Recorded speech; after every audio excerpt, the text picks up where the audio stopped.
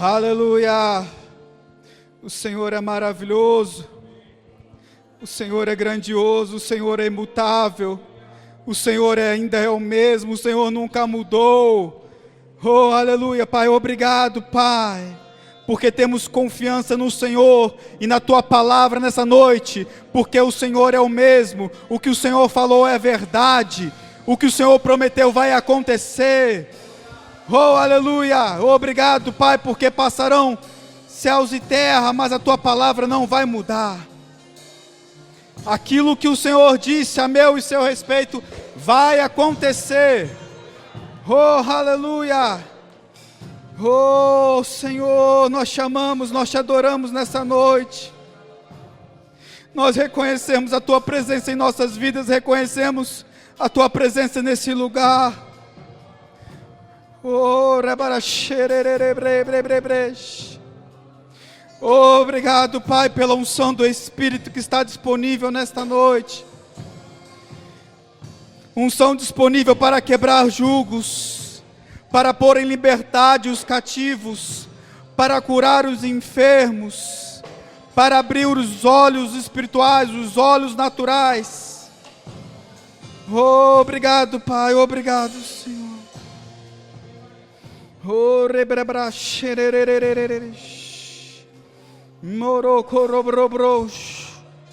oh, obrigado, Jesus. Oh, obrigado, Senhor. Não há outro como o nosso Deus. Não há Deus como o nosso Deus. Aleluia, só o Senhor é Deus. Aleluia. Seja exaltado, Senhor, no trono do nosso coração. Seja exaltado, Senhor. Seja exaltado, Senhor. Oh. Obrigado, Pai, porque o Senhor venceu, nós vencemos também. Porque o Senhor venceu, nós vencemos com Cristo. Obrigado, Pai, porque nós somos mais do que vencedores. Obrigado, Pai, porque nós estamos assentados com Cristo nas regiões celestiais em Cristo Jesus. Oh, aleluia! Muito acima de qualquer poder desta terra, nós estamos com Cristo. Oh, nós vencemos com Cristo. Aleluia! Oh, meu irmão, você pode pisar em serpentes e em escorpiões e sobre todo o poder do maligno, e nada absolutamente vai te causar dano. Oh, aleluia! Oh, obrigado, Pai, porque nós temos essa autoridade de nos achegarmos diante de Ti, sem culpa, sem condenação. Por causa da obra de Jesus, somos Teus filhos, Senhor. E é por isso, Pai, que estamos aqui nesta noite, para Te adorar, Pai, e para receber do Senhor a Tua palavra. Venha nos iluminar, Pai, venha falar conosco, venha nos exortar, venha nos ensinar, porque nós desejamos mais de Ti, Senhor, nós ansiamos mais de Ti. Oh, aleluia, Pai, eu Te agradeço, Senhor, em nome de Jesus. Aleluia, glória a Deus. Aleluia, meus irmãos, paz e graça, amém? Boa noite, pode se sentar, amém? Oh, aleluia, glória a Deus, Deus é bom. Você pode dizer isso nessa noite? Deus é bom? Aleluia, aleluia, glória a Deus. Feliz Dia das Mulheres aí para todas as mulheres presentes, amém? Glória a Deus, Deus é bom, aleluia.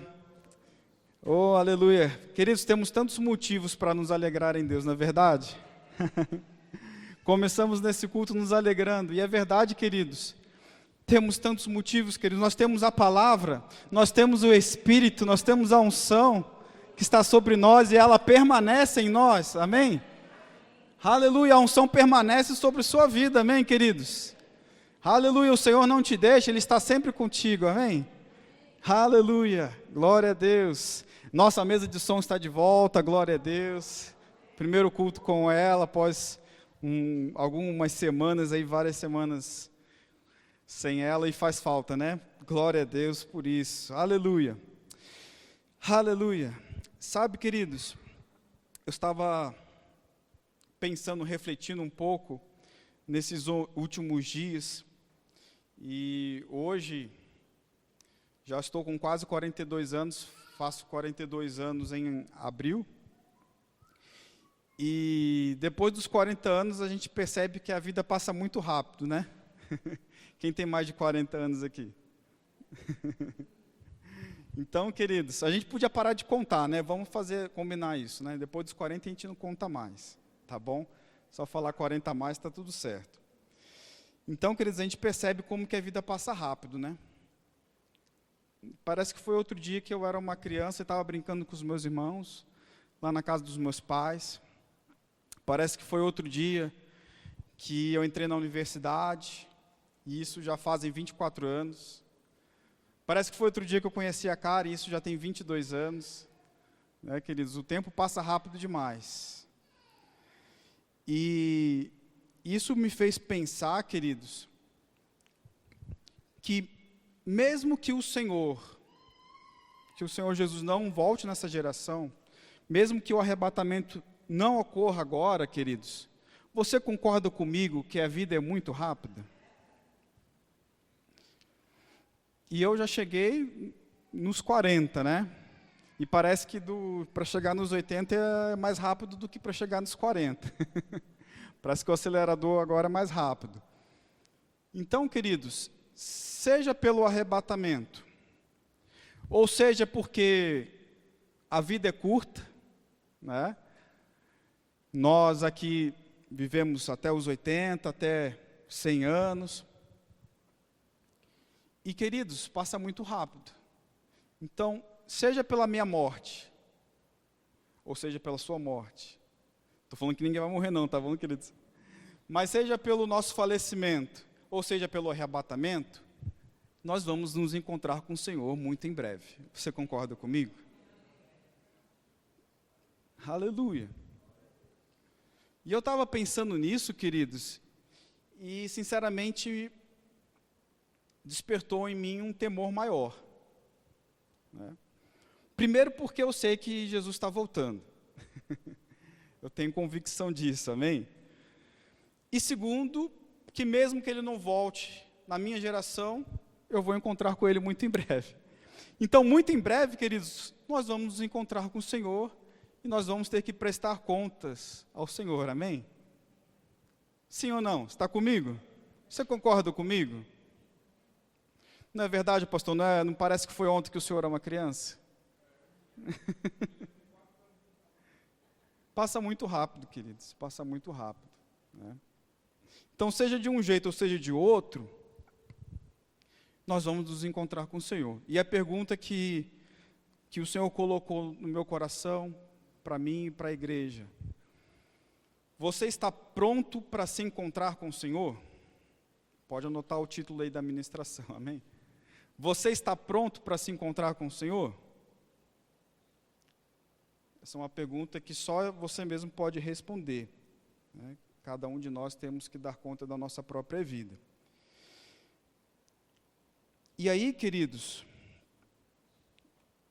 esse temor e essa consciência de que em breve nós vamos encontrar o Senhor, se nós lermos o Novo Testamento, nós vamos encontrar isso em praticamente todos os livros, em todas as cartas. E eu gostaria de ler algum desses textos com vocês, a começar aqui em Atos 2, 37.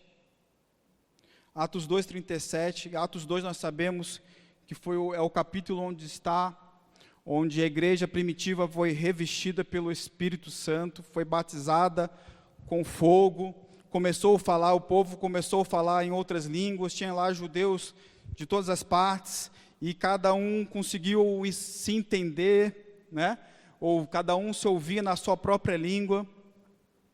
Havia além do dom de línguas que foi derramado, havia o dom de variedades de línguas também ali derramado. Mas enfim, esse é o contexto de Atos 2, e eu vou ler aqui o versículo 37. E depois, queridos, que o povo começou a falar em línguas, e todo mundo achou que o povo estava embriagado, estava bêbado, Pedro se levanta com ousadia, com intrepidez, o mesmo Pedro que há pouco tinha negado Jesus 3 vezes, ele se levanta agora cheio do Espírito, ele se levanta e prega, e 3.000 almas se convertem ao Senhor, amém? Aleluia, exatamente esse contexto aqui de Atos 2,37, ao ouvirem tais palavras, ficaram agoniados em seu coração. Oh, aleluia, queridos, eu estou lendo aqui na versão, a maioria dos textos eu vou ler na versão King James fiel e King James atualizada, amém? Mas aqui na minha versão fala, ficaram agoniados quando ouviram Pedro pregando. Ficaram agoniados em seu coração. Pode ser que sua versão esteja um pouco diferente, acredito eu, né? Mas eles ficaram agoniados, ficaram inquietos com a palavra. Queridos, a palavra mexeu com eles. Sabe, queridos, é muito estranho se a gente ouve a palavra e ela não mexe com a gente. Porque a palavra tem poder, queridos, a palavra de Deus é o próprio Deus. E quando nós escutamos, queridos, ela tem que chacoalhar nosso coração, ela tem que chacoalhar nosso interior, amém? E esse povo lá ficou agoniado. Aleluia. Queridos, será que a nossa vida, será que o nosso testemunho tem agoniado as pessoas aí fora? Porque se as pessoas, queridos, se a gente não confronta ninguém com a nossa vida, com o nosso testemunho, com a nossa pregação, queridos, será que realmente a gente está vivendo o Evangelho? Mas aquelas pessoas lá ficaram agoniadas em seu coração e desejaram saber de Pedro e dos outros apóstolos. Caros irmãos, o que devemos fazer? Versículo 38. Orientou-lhes Pedro, arrependei-vos e cada um de vós seja batizado em nome de Jesus Cristo para o perdão de vossos pecados, e recebereis o dom do Espírito Santo. 39. Porquanto a promessa pertence a vós, a vossos filhos e a todos que estão distantes. Enfim, é para todos quantos o Senhor nosso Deus chamar.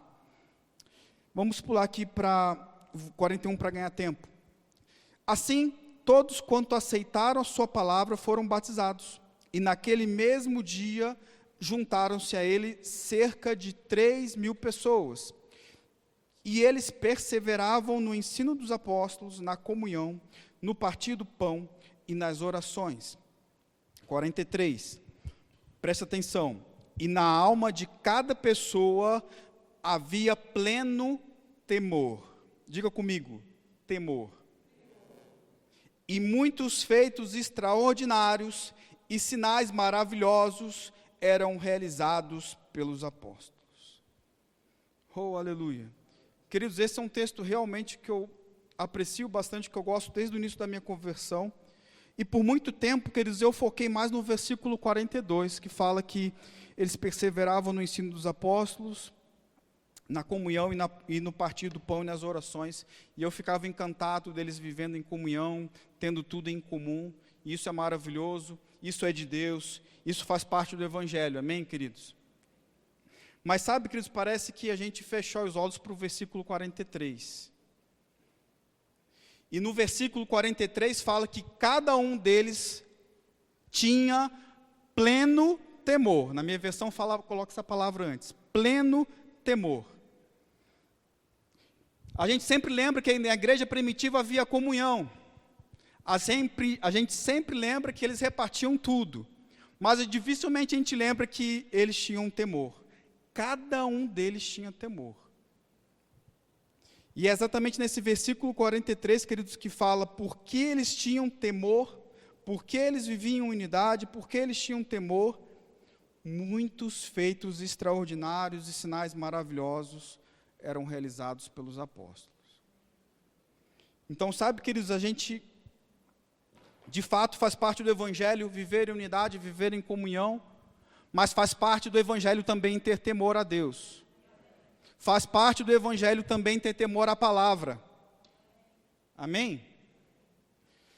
E, queridos, como eu creio que Jesus está muito próximo de voltar, eu creio também, queridos, que nós vamos experimentar um grande avivamento. E às vezes eu me pergunto, queridos, por que esse grande avivamento não está mais rápido? Ou não está acontecendo de uma intensidade maior? Eu sei que há avivamento em muitos lugares. Nós aqui mesmo estamos experimentando um crescimento no Senhor. Mas, queridos, eu sei também que há algo mais da parte de Deus sobre nossas vidas nesses últimos dias. Amém? E aí, queridos, uma chave que está aqui nas Escrituras é o temor. E aí eu fiquei me perguntando, mas por que essa igreja, que a igreja dos apóstolos, tinha esse temor? E por que parece que a igreja atual, não estou falando da igreja Verbo da Vida, estou falando da igreja cristã como um todo, por que parece que a igreja cristã, isso inclui todas as denominações, amém? Por que a igreja cristã parece que não tem o mesmo temor que a igreja primitiva? E aí, queridos, nós temos que buscar a resposta nas Escrituras, amém? E aí eu gostaria de ler um texto, lá em Mateus 24, versículo 36. Nesse texto o próprio Senhor Jesus estava falando, amém? Mateus 24, 36.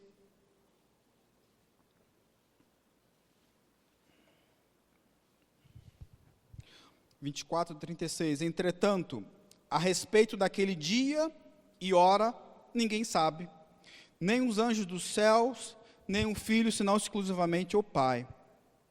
Como aconteceu nos dias de Noé, assim também se dará por ocasião da chegada do Filho do Homem. Porque nos dias que antecederam o dilúvio, o povo levava a vida comendo e bebendo, casando-se e oferecendo-se em matrimônio, até o dia em que Noé entrou na arca. 39. E as pessoas nem notaram, até que chegou o dilúvio e levou a todos. Assim ocorrerá na vinda do Filho do Homem. 2 homens estarão na lavoura, um será arrebatado, mas outro deixado. 2 mulheres estarão trabalhando no moinho, uma será arrebatada, a outra ficará para trás. Isso aqui não é ficção de deixados para trás não, amém, irmão? Isso aqui está na Bíblia, amém? 42, por isso vigiai, porquanto não sabeis em que dia virá o Senhor. Contudo, entendei isso, se o proprietário de uma casa soubesse a que hora viria o ladrão, se colocaria em sentinela e não permitiria que a sua residência fosse violada? 44, portanto, ficai igualmente vós alertas, pois o Filho do Homem virá no momento em que menos esperais. Sabe, queridos, quando a maioria das pessoas leem esse texto, parece que as pessoas só se lembram do início do texto, onde Jesus fala que a respeito do dia e a hora ninguém sabe. Não é verdade? Sim ou não? A gente tem o costume, não sei porquê, de se lembrar mais fácil dessa parte, que a respeito do dia e a hora ninguém sabe. E parece que por a gente focar muito nessa parte, parece que a gente perdeu um pouco da essência de esperar por isso.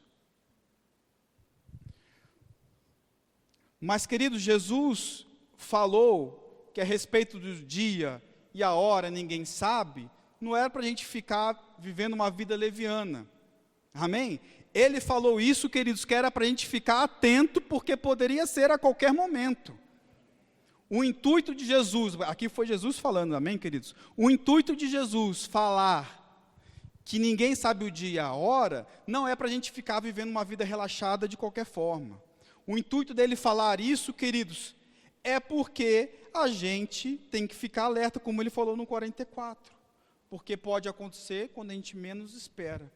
Pode acontecer hoje, durante o culto, no final do culto, pode acontecer amanhã de manhã. Não sabemos, queridos, ninguém sabe o dia e a hora. Por isso, quem tem que ficar alerta quando? Sempre. A igreja tem que desejar isso e esperar isso a qualquer momento.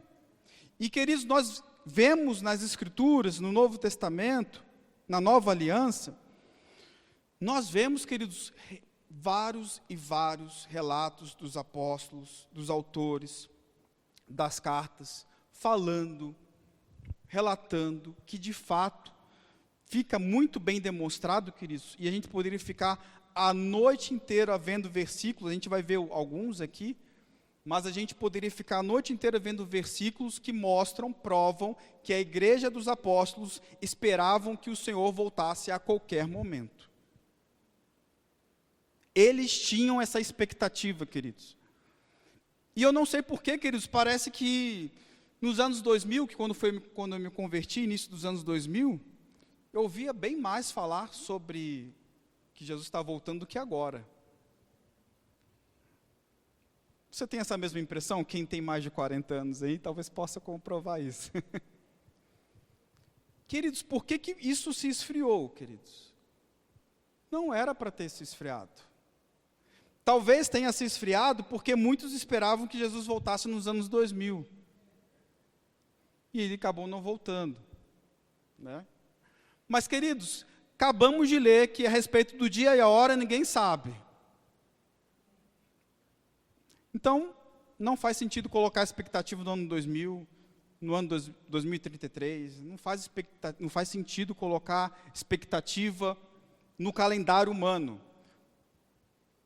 Primeiro porque a gente nem sabe se o nosso calendário está certo, né, pastor? A gente nem tem confiança de que nosso calendário realmente estejamos em 2026, né? A gente não sabe se o ano zero é o ano realmente zero, né, do nascimento de Cristo. Então, queridos, não tem como colocar nossa confiança em datas, mas a gente tem como colocar nossa confiança na palavra de Deus. E a palavra de Deus, o próprio Senhor Jesus disse que Ele voltaria. Não importa que Ele não tenha voltado no início dos anos 2000. Faz parte, queridos, do ensino básico da doutrina de Cristo, queridos. Falar que Jesus vai voltar, que vai ocorrer juízo vindouro, ressurreição dos mortos, tudo isso, queridos, que vocês vão aprender quem está fazendo rema. Amém. Já teve matéria de escatologia? Ainda não, né? Vai ter. Então, esse ano vai ter escatologia. Se eu fosse você, não perderia nenhuma aula. Amém? Aleluia, porque vocês vão aprender todas essas coisas, queridos, que fazem parte do Evangelho. Faz parte da doutrina básica de Cristo. Isso não pode ser deixado de lado, queridos. Porque, queridos, se a gente não tem mais expectativa que Jesus voltará, a gente está aqui fazendo o quê? Não é verdade? Se a gente não crê mais nessas verdades, queridos, a nossa fé aqui não está fazendo sentido. Porque a base do Evangelho é isso, que Jesus morreu pelos nossos pecados, ressuscitou e que Ele voltará, amém? Aleluia! Nisso se baseia a nossa fé, amém? Aleluia! Aleluia! Então, queridos, eu tenho essa impressão de que o temor que a igreja primitiva tinha era exatamente porque eles tinham a consciência de que Jesus poderia voltar a qualquer instante. Eles tinham essa convicção de que Jesus voltaria para buscar eles, porque foi Ele que disse, queridos. Foi Ele que disse. Aleluia. Olha só, Atos 1:9, vamos abrir aqui para ler. Atos 1:9. Tendo dito essas palavras, foi Jesus elevado às alturas, enquanto eles contemplavam até que uma nuvem o encobriu da vista deles. 10. E aconteceu que, estando eles com os olhos fixos no céu, enquanto ele subia, surgiram junto a eles 2 homens vestidos de branco. 11. Que lhes comunicaram: homens galileus, por que estáis contemplando as alturas? Esse Jesus que dentre vós foi elevado ao céu, retornará do mesmo modo como viste subir. Aleluia. Jesus disse, os anjos disseram, amém? Os apóstolos disseram acerca da volta de Jesus. Então, queridos, isso estava vivo na igreja primitiva. Exatamente por essa consciência da volta de Jesus estar viva, essa consciência de que eles poderiam ser arrebatados a qualquer instante, eles tinham temor, queridos. Eles não tinham ideia de viver uma vida leviana de qualquer jeito, porque eles sabiam que em breve Jesus voltaria. Eles já tinham entendimento de arrebatamento, eles entendiam que seriam arrebatados, que encontrariam com o Senhor. E se eu e você, queridos, temos esse entendimento, essa consciência, queridos, não tem como viver uma vida leviana. Não tem como viver uma vida sem santidade. não tem como viver uma vida sem querer pregar o evangelho para os outros. Porque se você sabe que Jesus está voltando, é porque vai vir juízo também sobre os que não crerem. Vai haver juízo sobre, como o pastor falou aqui, né, os mãos de vaca. Vai haver juízo sobre os idólatras. Vai haver juízo sobre os feiticeiros, sobre os médiuns, sobre os espíritas, sobre todos os pecadores, queridos. E aí, queridos, é exatamente por ter essa convicção que vai ter juízo sobre quem não recebeu Jesus, por ter essa consciência de que Jesus está voltando e pode ser a qualquer momento, que eles saíram para pregar por todo mundo. Queridos, eles sem internet, sem carro, sem telefone, sem, acho que nem bicicleta não tinha, né, pastor? Eles conseguiram ir por todo mundo, queridos, do mundo antigo. E eles pregaram o evangelho. É bem verdade, queridos, que muitos não receberam, mas eles cumpriram a sua missão. Eles começaram a igreja que, tanto é que deu certo que estamos aqui até hoje, não é verdade?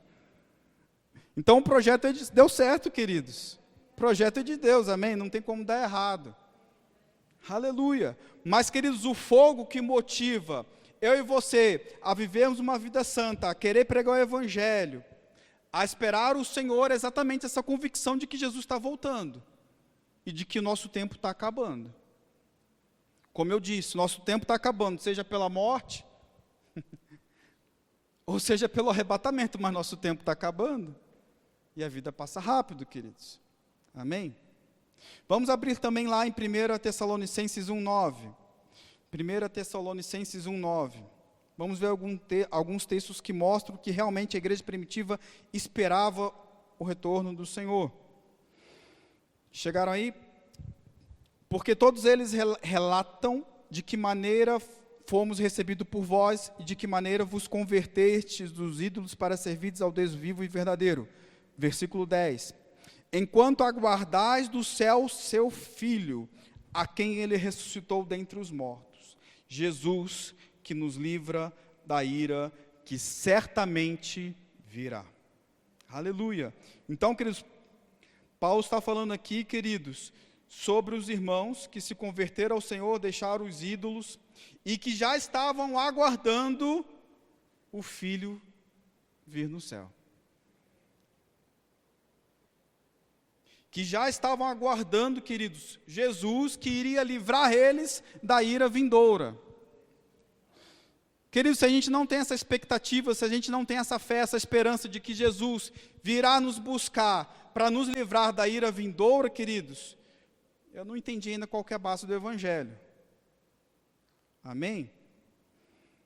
Olha só, ainda em 1 Tessalonicenses, só que agora volta para o capítulo 4. 1 Tessalonicenses 4:17. Logo em seguida, nós, os que estivermos vivos sobre a terra, seremos arrebatados como eles nas nuvens para o encontro com o Senhor nos ares, e assim estaremos com Cristo para sempre. Queridos, fazia parte do ensino dos apóstolos a ressurreição dos mortos, o arrebatamento, o juízo eterno. Fazia parte do ensino dos apóstolos. E o que me chamou a atenção aqui nesse versículo 17, é que, pelo menos aqui na minha versão, acredito que na de vocês não esteja diferente, na minha versão está assim: logo em seguida, nós. Tem alguma versão mais que está com nós aí? Tem um nós aí no meio? Nós. Queridos, eu sei que faz muito tempo que eu estudei português, mas pelo que eu me lembro, se eu não estou enganado, nós é a primeira pessoa do plural, não é verdade? Você concorda comigo que aqui o escritor está se incluindo nesse nós? Sim ou não? Ele está se incluindo e está incluindo os irmãos. Ele está falando, nós os que estivermos vivos. Ou seja, pode ser que eu morra, mas talvez vocês estejam vivos. pode ser que fulano, o irmãozinho, esteja vivo aqui, o outro fulano morra, não sei, mas nós, os que estivermos vivos, e Paulo está se incluindo na história, porque Paulo também acreditava que Jesus poderia voltar a qualquer momento.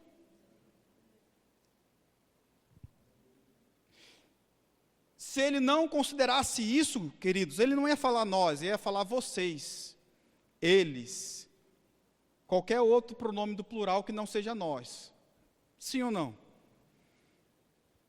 Ele se incluiu, queridos, que ele poderia, se ainda estivesse vivo, ser arrebatado nas nuvens. Porque ele acreditava, assim como a igreja primitiva acreditava, que Jesus poderia voltar a qualquer momento. Queridos, e essa essência não pode ser perdida. Porque se nós perdemos essa essência, queridos, nós perdemos o temor.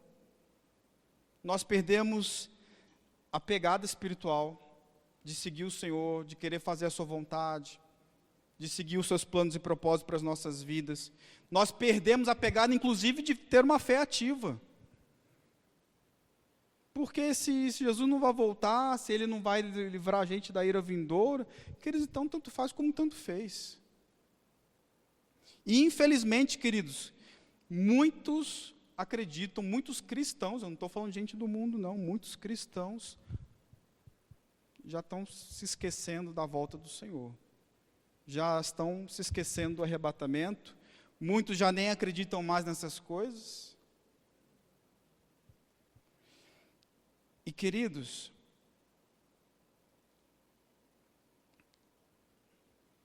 eu prefiro ficar com a palavra. Porque se a gente não confiar na palavra, a gente vai confiar em quê? Não é verdade? Se a gente não confiar na palavra, queridos, não dá para confiar na opinião dos outros. Que o homem um dia fala uma coisa, outro dia fala outra, um dia acredita numa coisa, outro dia acredita em outra. Mas, queridos, nós temos que ficar com a palavra, não importa o que o homem diga, não importa o que está sendo ensinado aí fora, queridos, nós temos que ficar com a palavra. E foi o próprio Senhor Jesus disse que voltaria. Ele disse que iria preparar lugar para nós, queridos. Não foi Paulo que falou, não, foi Jesus. Tiago 5,8, vamos abrir também Tiago 5,8, diz assim, vou ler rápido, queridos, que tem muitos versículos aqui que eu quero compartilhar com vocês. Tiago 5,8 diz, sede vós igualmente perseverantes, fortalecei o vosso coração, porquanto a vinda do Senhor está próxima. Queridos, os apóstolos ensinavam isso. Os apóstolos ensinavam que a vinda do Senhor está próxima. Não precisa abrir, querido, só escuta, tá? Porque eu vou ler vários versículos agora. Não precisa abrir, só escuta. Na primeira carta de João 2,18 diz assim, filhinhos, é a última hora. Queridos, se João não acreditasse que era a última hora, por que ele escreveria isso?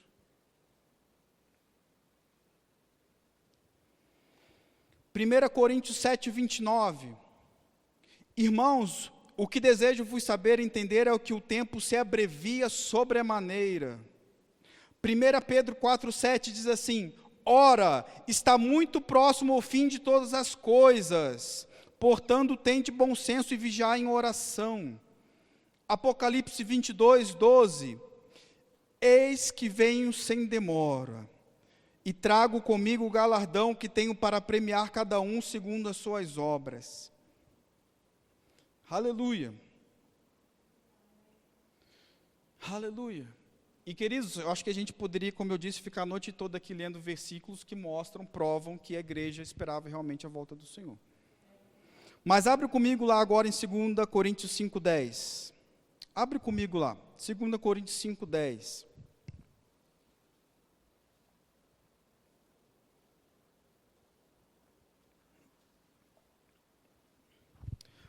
Porquanto todos nós deveremos comparecer diante do tribunal de Cristo, a fim de que cada um receba o que merece em retribuição pelas obras praticadas por meio do corpo. Aqui está falando sobre o tribunal de Cristo, sobre os galardões.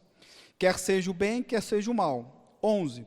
Portanto, compreendendo o que significa temer ao Senhor, procuramos persuadir todas as pessoas.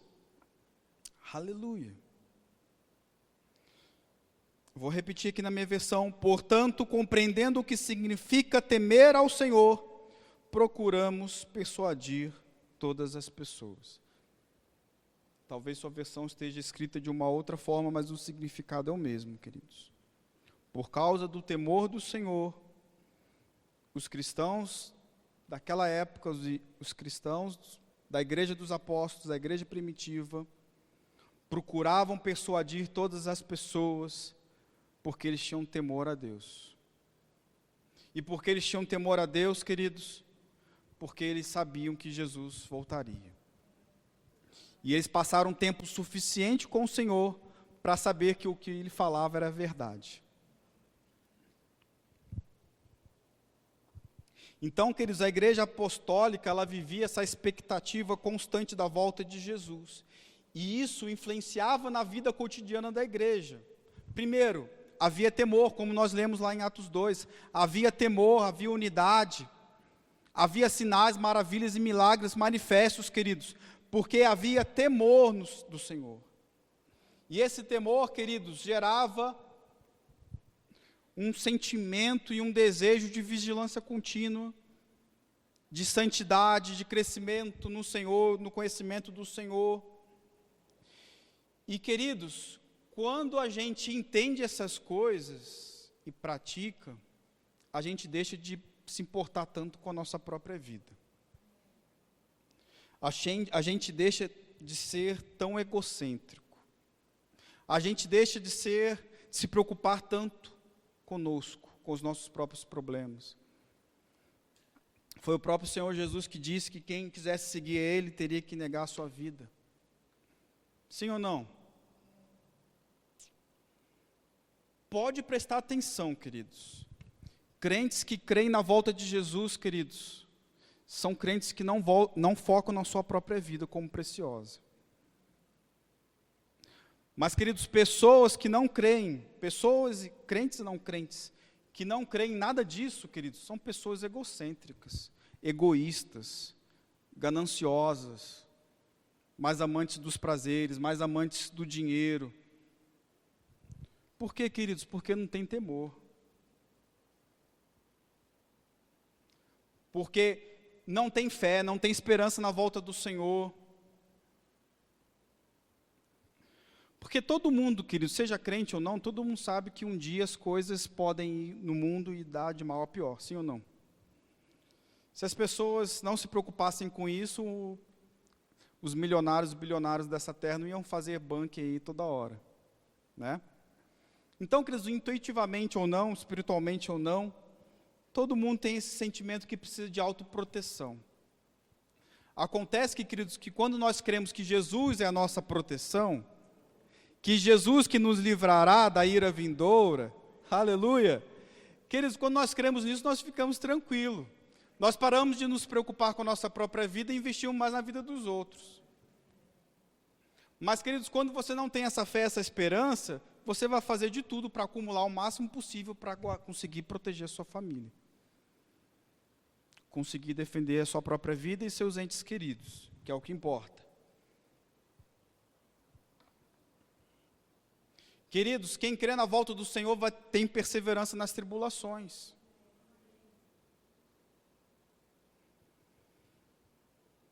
Quem crê na volta do Senhor, que eles têm uma fé ativa. Crê no sobrenatural. Aleluia. Crê na ressurreição dos mortos. Crê em milagres. Crê em cura. Amém? E, queridos, eu estou aqui nessa noite para falar, Jesus está voltando. Nós não sabemos o dia e a hora, bem verdade é, como nós lemos aqui nas Escrituras, não sabemos o dia e a hora, mas eu estou aqui nessa noite para dizer que Jesus está voltando. E que a consciência de que Jesus está voltando tem que estar firme em nossos corações. Tem que estar viva. A consciência, queridos, que em breve haverá juízo. E, queridos, esse juízo não vai ser o que as pessoas estão falando por aí, não. Tem gente que, inclusive, acredita que a tribulação já começou. Ai, meu Deus do céu. Queridos, a tribulação não começou, tá bom? Amém? Fique em paz, a tribulação não começou. Fique em paz, amém? Não fica escutando muito YouTube por aí não, queridos, porque tem muita gente falando muita coisa estranha por aí, inclusive falando que a tribulação já começou. Queridos, a tribulação não começou, amém? Aleluia. Mas Jesus está voltando, queridos. Jesus está voltando para buscar a sua igreja. A igreja será arrebatada, queridos. Essa é uma verdade que não pode ser esquecida, queridos. A igreja será arrebatada. Foi o próprio Senhor Jesus que falou, vai ficar um companheiro sozinho, o outro vai ser arrebatado. Foi o próprio Senhor Jesus que falou isso. Queridos, isso não é ficção científica, isso não é história da carochinha, isso é a palavra de Deus, é a verdade, vai acontecer,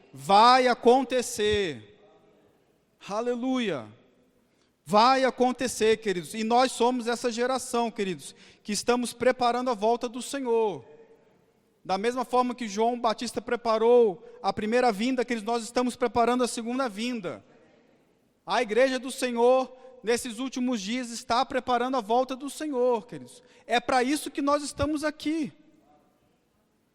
Porque se não tivesse esse propósito, queridos, o Senhor já poderia ter nos resgatado.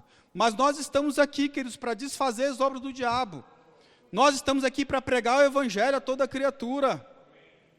Amém, queridos? Nós estamos aqui para impor as mãos sobre os enfermos e eles serem curados. Aleluia! É por isso que estamos aqui, queridos, nós não estamos aqui para enriquecer, nós não estamos aqui para buscar os nossos próprios sonhos, nós estamos aqui para buscar fazer a vontade de Deus. E se Deus nos enriquecer, amém, é para fazer a obra dele prosperar ainda mais, não é para cumprir os seus planos e projetos pessoais. Amém? Glória a Deus. Como o pastor Bud diz, você ainda me ama? Como ele dizia, né? Queridos, então, essas características, temor, santidade, foco em fazer a obra de Deus, de pregar a palavra, perseverança nas tribulações, fé, esperança, essas eram características da igreja primitiva que esperava ansiosamente a volta do Senhor. Mas agora, queridos, nós vamos ver algumas características de quem não vive no temor da volta do Senhor. Amém? Vamos abrir lá em 1 Timóteo 4:1. 1 Timóteo 4:1, abre lá comigo rapidão. Ora, o Espírito expressamente diz, 1 Timóteo 4:1, que nos últimos tempos alguns deixarão a fé. Algumas versões devem estar apostasia ou apostatarão da fé. Apostasia é isso, deixar a fé, amém? Alguns deixarão a fé, dando ouvidos a espíritos enganadores e doutrinas de demônios, falando mentiras sem hipocrisia, tendo a sua própria consciência cauterizada com ferro quente, proibindo o casamento e ordenando a abstinência de carnes, que Deus criou para ser recebido com ações de graças pelos que creem e conhecem a verdade. Queridos, essa carta aqui de Paulo a Timóteo, é uma das cartas pastorais de Paulo, né? Queridos, Paulo aqui está falando com Timóteo, você concorda comigo? É uma carta de Paulo falando a Timóteo, não tinha e-mail na época, tinha carta, era a forma que tinha eficiente de comunicação naquela época, amém? Não tinha WhatsApp, nada disso, era carta, amém? Paulo estava falando com Timóteo, e o que o Paulo fala? Que nos últimos tempos, alguns deixarão a fé. Queridos, vocês têm visto alguns deixando a fé? Eu tenho visto muitos deixando a fé, né? E a pandemia, queridos, que a gente achou que o pessoal ia acordar, ia dar um chacoalhão no povo, assim, o povo ia despertar, foi ao contrário. Muitos se enfraqueceram na fé, muitos se desviaram na pandemia, muitos deixaram de ir na igreja. E, queridos, se você concorda comigo que Paulo estava falando com Timóteo, você concorda comigo que Paulo estava falando dentro do contexto da igreja, amém? E estava falando de crente, porque se tinha fé antes, você concorda comigo que era crente, amém? Para deixar a fé tem que ter sido crente antes, amém? Então, queridos, Paulo está falando, queridos, que nos últimos tempos os crentes vão deixar a fé. E por isso, queridos, que é tão importante o ministério que prega a fé como esse. Porque praticamente quase você não escuta mais ninguém pregando sobre fé.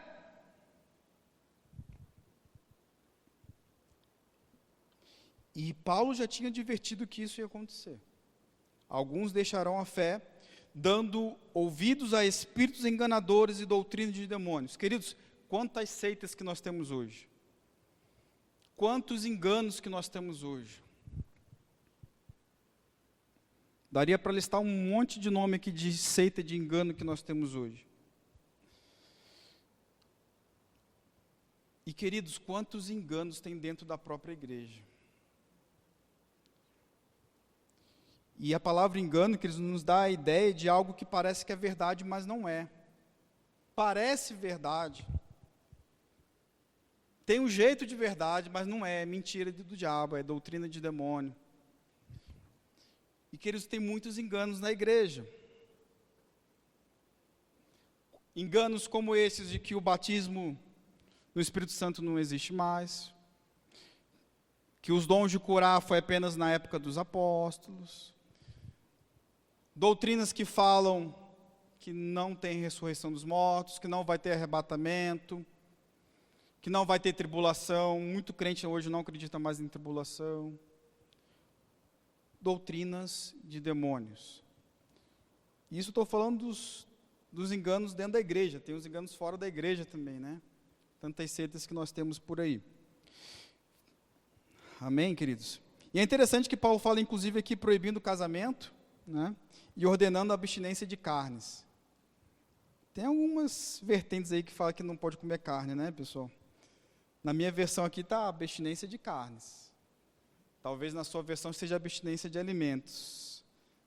Mas parece que a palavra correta aí não é alimentos, é sim carne. Né? Então Paulo já sabia que tem gente falando coisas estranhas como temos hoje. Amém? E Paulo continua lá em 2 Timóteo, queridos. 2 Timóteo 3:1. Vamos lá. 2 Timóteo 3:1. Paulo ainda falando a Timóteo. Sabe, porém, isto, que nos últimos dias perigosos tempos, algumas versões falam difíceis, terríveis, perigosos tempos sobrevirão, porque haverá homens amantes de si mesmos, avarentos, presunçosos, orgulhosos, blasfemos, desobedientes a pais e mães, ingratos, profanos, sem afeto natural, irreconciliáveis, falsos acusadores, incontinentes, cruéis inimigos daqueles que são bons, traidores, obstinados, soberbos, mais amantes dos prazeres do que amantes de Deus, tendo aparência de piedade, mas negando o poder dela. Destes, afaste-se. Aleluia. Queridos, essa é a consequência por deixar de crer nas doutrinas elementares de Cristo. As pessoas se tornam amantes delas mesmas.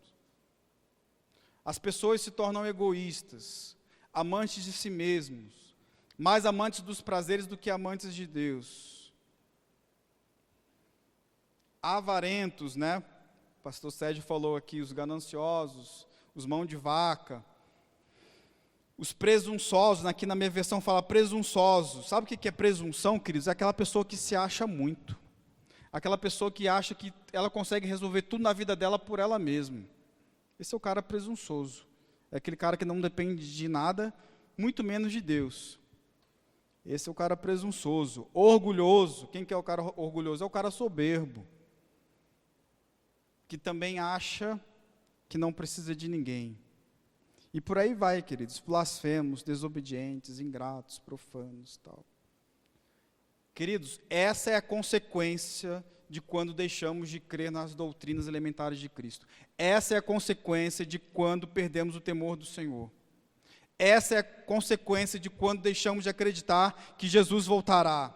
Essa é a consequência de quando deixamos de crer que Ele morreu, ressuscitou, e que Ele voltará, e também ressuscitará os nossos corpos. Aleluia. Queridos, quando nós perdemos essa base do Evangelho, queridos, nós perdemos tudo. E aí, se você não tem mais a segurança de que Deus vai te livrar da ira vindoura, se você não tem mais essa segurança, queridos, você vai virar ganancioso, você vai virar egoísta, egocêntrico, você vai virar humanista.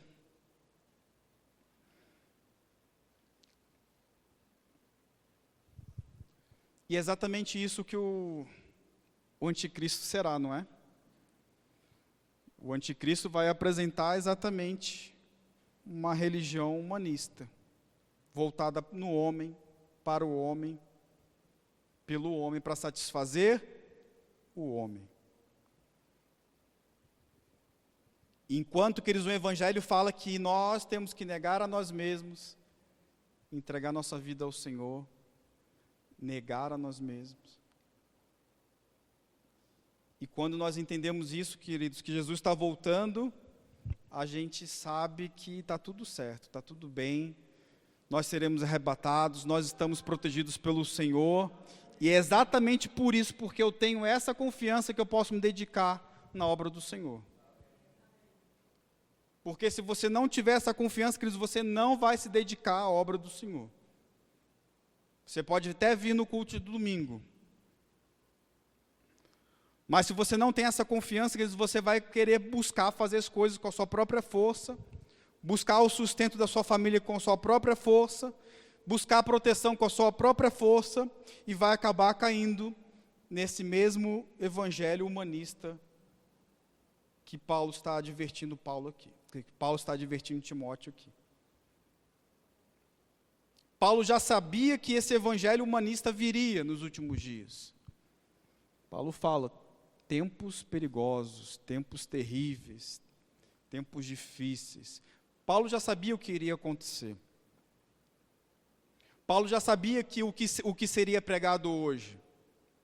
Paulo já sabia que seria pregado meu corpo, minhas regras.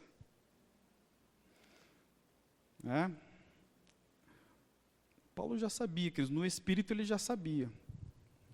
Amém? Ele orava em línguas, era homem de Deus, apóstolo do Senhor, e teve muitas revelações, graças a Deus por isso, e ele alertou Timóteo que isso ia acontecer. E ao alertar Timóteo, ele alertou toda a igreja. E, queridos, Paulo fala para a gente fugir desses. Não é para tentar se conviver amigavelmente, é para se afastar. Paulo falou para Timóteo, quando você vê esse tipo de gente, se afasta dela. Quando você vê sendo pregado esse evangelho humanista, egocêntrico, voltado no homem para satisfazer os desejos do homem, foge disso. Quando você vê pessoas mais focadas em ação social, né? Pessoas que negam o poder de Deus. Não, a cura ficou no passado, mas temos que fazer o bem. Então vamos ajudar aqui, vamos fazer cesta, vamos fazer o sopão. Queridos, está negando o poder de Deus e está com essa conversa mole de evangelho humanista, se afasta desse tipo de evangelho. Se afasta desse tipo de pessoa, porque essa não é a verdade do evangelho. Lembra que o engano parece verdade, mas não é. Ele parece muito bonito você fazer cesta básica, a gente deve fazer isso, a gente deve ajudar quem precisa. Não é isso que eu estou falando. O que eu estou falando é focar o evangelho nisso. Focar o evangelho nas suas próprias necessidades, nas necessidades humanas, naturais, e se esquecer das necessidades espirituais. E se esquecer da fé em Deus, e se esquecer das doutrinas elementares do evangelho. Amém? Aleluia. E, queridos, alguns estão com medo que a tribulação já começou, né? Olha lá, 2 Tessalonicenses, vamos ler rapidamente aqui, 2 Tessalonicenses 9:1. 2 Tessalonicenses 9:1. Caros irmãos, quanto ao retorno do nosso Senhor Jesus Cristo e a nossa reunião com Ele, vos suplicamos. Preste atenção como que os apóstolos ensinavam acerca dessas coisas. que não permitais que vosso modo de crer seja influenciado, nem fiqueis amedrontados por causa de profecia, palavra, ou carta, ou vídeo do YouTube, atribuídos indevidamente à nossa autoria, como se o dia do Senhor já tivesse chegado. 2 Tessalonicenses 9:1. Não? Ixi, então me ajuda aí, pastor. 8? 2:1? 2:1? Amém, obrigado, irmãos. Então vou ler de novo. É isso mesmo, né? 2:1? Copia e cola aqui, falhou. Caros irmãos, quanto ao retorno do nosso Senhor Jesus Cristo e a nossa reunião com Ele, vos suplicamos que não permitais que o vosso modo de crer seja influenciado, nem fiqueis amedrontados por causa de profecia, palavra ou carta atribuídos indevidamente à nossa autoria, como se o dia do Senhor já tivesse chegado. Versículo 3. Não vos deixei enganar de forma alguma por ninguém, porquanto antes daquele dia virá a apostasia, e então será revelado o homem da iniquidade, o filho da perdição. Queridos, está muito claro aqui. Você pode continuar lendo o texto em casa, tá? Que vai continuar dizendo a mesma coisa. Está muito claro aqui, queridos, que enquanto não for revelado o anticristo, não começou a tribulação. Amém? Enquanto, queridos, a igreja não for arrebatada, enquanto não for revelado o anticristo, não começou a tribulação. Amém, queridos? É isso que Paulo está falando aqui. Alguns estavam falando, insinuando, sobre exatamente essa questão de que o dia do Senhor chegou, já naquela época, e Paulo estava alertando sobre esses ensinos que falavam que o dia do Senhor já tinha chegado. E ele falou que isso não iria acontecer antes de que viesse a apostasia, ou seja, o pessoal deixar a fé, isso está acontecendo em um certo nível, e então será revelado o homem da iniquidade, o filho da perdição. E se você for continuar a leitura aí, até o versículo 10, você vai perceber que exatamente, enquanto a igreja não for retirada, enquanto o Espírito Santo não for retirado junto com a igreja, queridos, o filho da perdição não vai se manifestar, o anticristo não vai ser revelado. Então fica tranquilo, queridos, que a tribulação não começou ainda, amém? Mas aí você pode perguntar, mas por que Jesus não voltou ainda? E aí, queridos, eu gostaria de ler com vocês 2 Pedro 3:3, acredito que essa referência está certa. 2 Pedro 3:3, está aí comigo?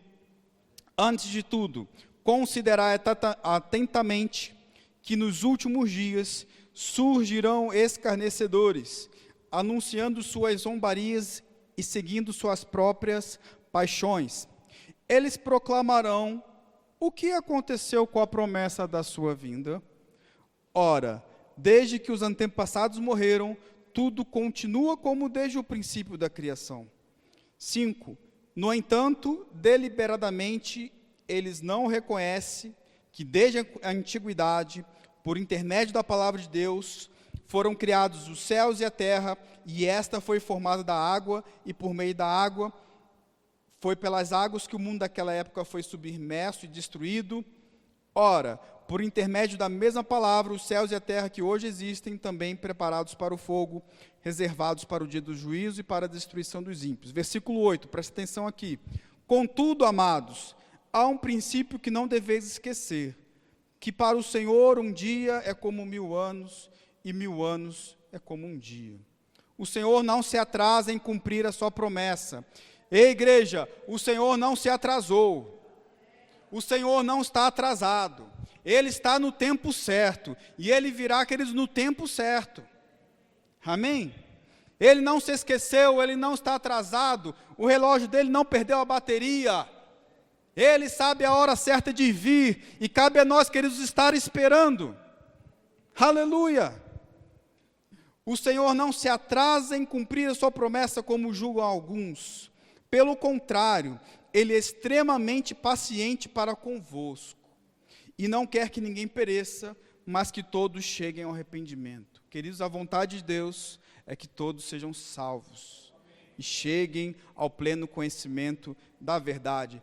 Queridos, a gente tem que se lembrar que Deus não está preso no tempo como a gente, né? Deus não está aqui na terra contando quantos giros dá, não é assim? Para saber se deu 1 ano, 2. Queridos, Deus é atemporal. Por isso que Pedro fala aqui, um dia para o Senhor é como 1000 anos, e 1000 anos como um dia. Isso pode ser interpretado literalmente, ou pode ser interpretado também dessa forma. Deus não está preso no tempo. Amém? Deus não está contando os dias como nós contamos. Amém? Imagina a visão de Deus, queridos. Deus vê passado, presente e futuro, tudo junto. Ele está fora do tempo. Ele não está inserido no tempo como a gente, queridos. Então, não pense, queridos, que o Senhor se atrasou. Não pense que porque Ele não veio na igreja primitiva, porque Ele não veio na virada do milênio, não pense que porque Ele não chegou ainda, que Ele não virá mais. O Senhor não tarda em sua promessa. Eu prefiro a interpretação literal de que para o Senhor, um dia é como 1000 anos, e 1000 anos como um dia. Amém? Aleluia. Então, você pode pensar aqui comigo, então se vai ser tudo destruído, né? Se vai realmente ter juízo, se tudo isso vai acontecer, o que a gente faz então? Continua aí lendo aí no versículo 11, 2 Pedro 3,11, só continuar. Ora, se tudo o que existe será assim aniquilado, que espécie de pessoa é necessário que sejais? Pessoas que vivam em santidade e piedade, aguardando o dia do Senhor e apressando a sua vinda. Queridos, eu confesso que muito tempo fiquei bastante confuso com esse versículo 12, porque eu fiquei pensando, será que a gente consegue apressar a vinda do Senhor? Aqui na versão King James Fiel, vamos ler agora esse versículo 12 na King James Fiel, diz assim, aguardando e apressando-vos para a vinda do dia de Deus, quando os céus em fogo serão dissolvidos, os elementos ao calor fervente derreterão. Então, queridos, me parece que essa tradução aqui da King James Fiel faz mais sentido. Não é a gente que vai apressar a volta do Senhor, mas nós que precisamos estar prontos para a volta dele. Somos nós que temos que estar preparados. Deus já está com tudo pronto, meu amigo. Deus já está com tudo pronto, meu irmão. Amém? Tem a hora certa. Ele não vai nem adiar, nem antecipar. Tem a hora certa. Cabe a nós aguardar. Estar pronto. Se apressar para fazer a obra de Deus. Não deixar para amanhã, não deixar para o ano seguinte, aquilo que Deus tem confiado em nossa mão. Amém, queridos? Jesus está voltando. Jesus está voltando. E quando nós tivermos essa consciência, essa convicção dentro do nosso coração, queridos, vai vir temor, vai vir desejo de santidade, de buscar mais o Senhor em oração, de leitura da palavra. Porque eu e você, queridos, quando temos essa consciência de que Jesus está voltando, você vai ter temor, eu e você vamos ter temor para buscar o Senhor, para fazer a sua vontade. E, queridos, é assim que a igreja primitiva vivia. E eles viviam desse jeito, queridos. Nós sabemos que sinais e maravilhas, milagres maravilhosos aconteciam. Nós já vimos isso acontecer nos dias de hoje, queridos. Mas eu creio que vamos entrar num nível de maior intensidade, onde veremos grandes milagres, maravilhas e sinais acontecendo, diante dos nossos olhos. Mas por isso que nós temos que nos apressar. Amém, queridos? Você recebeu do Senhor nessa noite? Aleluia. Aleluia. E, queridos, essa reflexão que o Senhor colocou no meu coração esses dias, será que eu estou pronto para me encontrar com o Senhor? Pense nisso durante a semana. Será que Você está pronto para se encontrar com o Senhor? Será que você já fez tudo aquilo que o Senhor lhe pediu? Será que você já correu sua carreira? Já completou? Ou ainda tem coisas a fazer? Eu creio que todos nós temos coisas a fazer, amém? Amém, queridos? Não tem tempo mais de postergar isso. Não postergue mais aquilo que Deus lhe confiou. Amém? Jesus está voltando, Maranata, amém, queridos? Glória a Deus.